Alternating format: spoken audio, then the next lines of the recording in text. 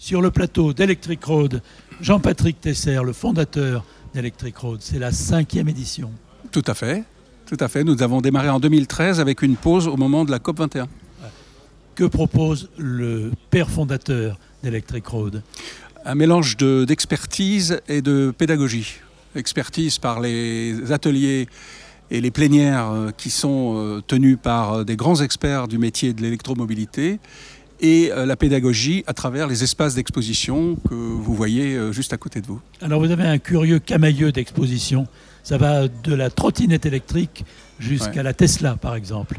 Oui, mais on a l'horizon total de la mobilité électrique. Au départ, Electric Road était une conférence technique.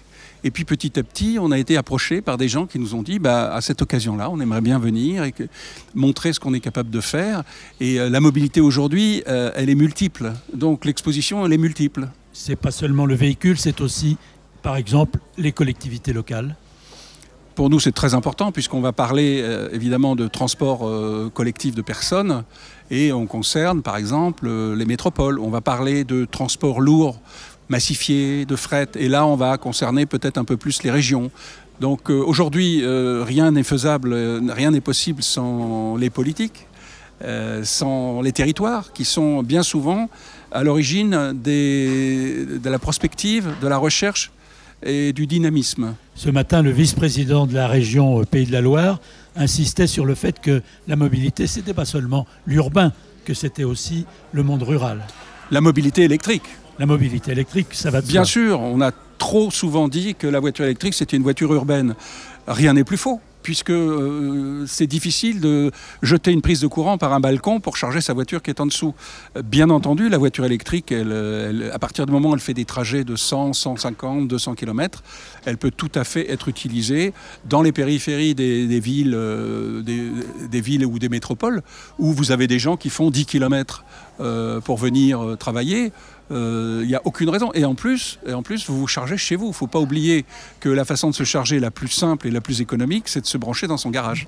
Il y a aussi des présences symboliques, la Poste, la SNCF. La Poste, qui est un acteur historique de la mobilité électrique, un des pionniers, qui a toujours mis beaucoup de soins et d'énergie à développer les nouvelles technologies.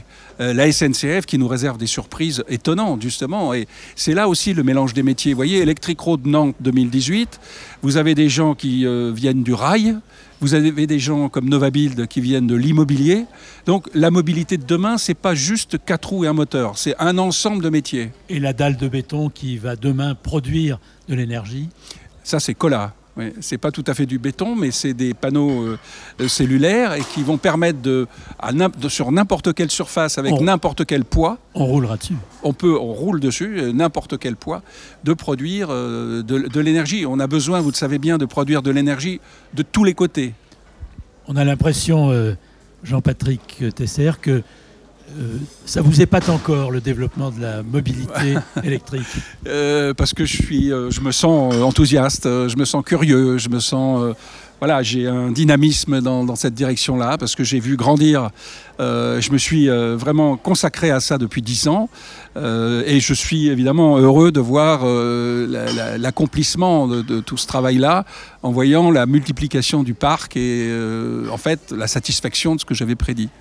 Longue vie à Electric Road avec Jean-Patrick Tesser, le fondateur d'Electric Road. Merci Olivier, merci bien.